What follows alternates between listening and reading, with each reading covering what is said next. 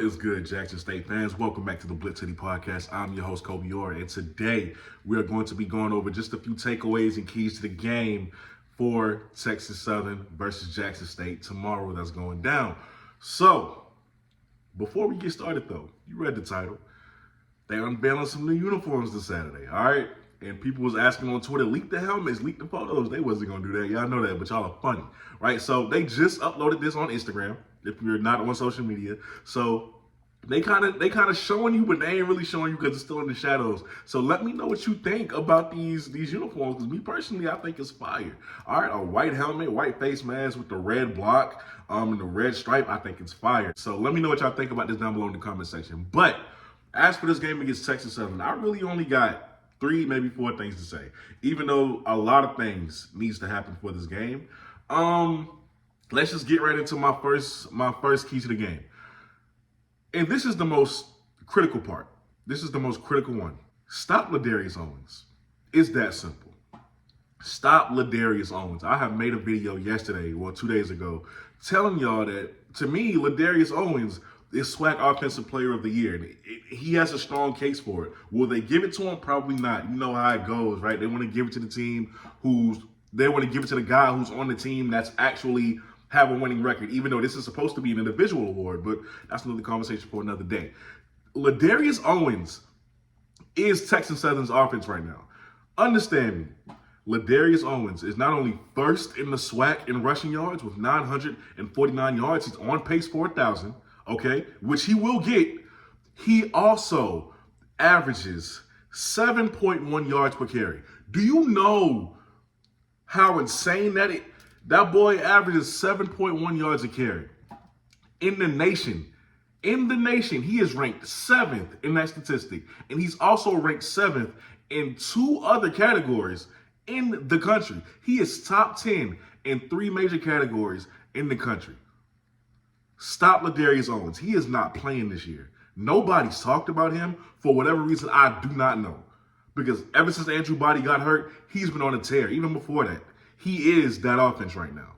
Everything goes through him. You stop him, you win the game. It's that simple, right? But also take this into account. You have the pieces on defense to make sure that's possible. So nobody's stressing, right? You have a great front 7. Just play up to the level that we know you're capable of. Is all I'm saying. Because you can overlook that offensive line if you want to. But somebody had to block to get Ladarius Owens to where he is in the FCS. So don't play around. Play up to your potential. I don't want to see another Mississippi Valley game. So that would be my first step, right? My second step. It is not really a step. I just want to see this, right? I'm just jotting out my thoughts right now. I just want to see this. I want to see the progression of the timing between Jacoby and Morgan and the wide receivers. That's it, right?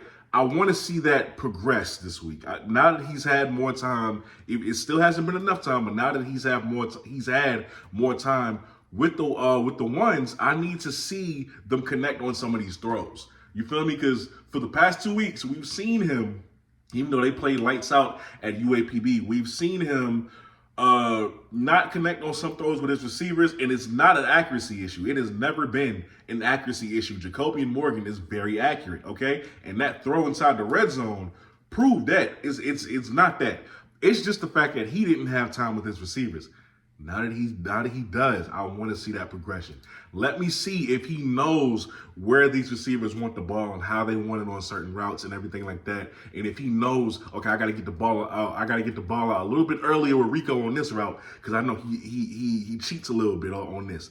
I just want to see that happen. So I need to see that relationship continue to grow between Jacoby and Morgan and his receivers. Because if we being honest, I don't want to see y'all score 28 when y'all could be in the 40s. You see what I'm saying? I want to see this offense at its full potential. So that's that. And my third step, just don't take this lightly. Particularly one person, right? Because we all know if you play down to your competition, bad things happen. Bad things happen. Bad things almost happened at Mississippi Valley because that should have been a lot better.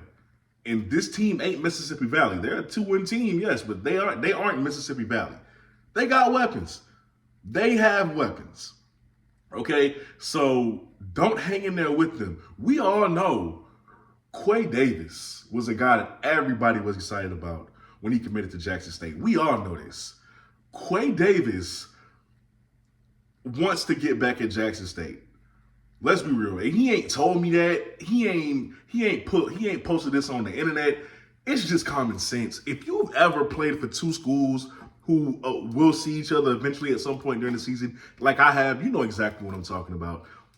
It doesn't matter if you left the school on good terms or bad terms. When you see them again, is up. It's just the competitive nature in you. You want to do good versus your former school.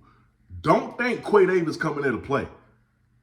I don't know if Kevin Wiggins is going to be still out or if he's probably not, or if he's going to play.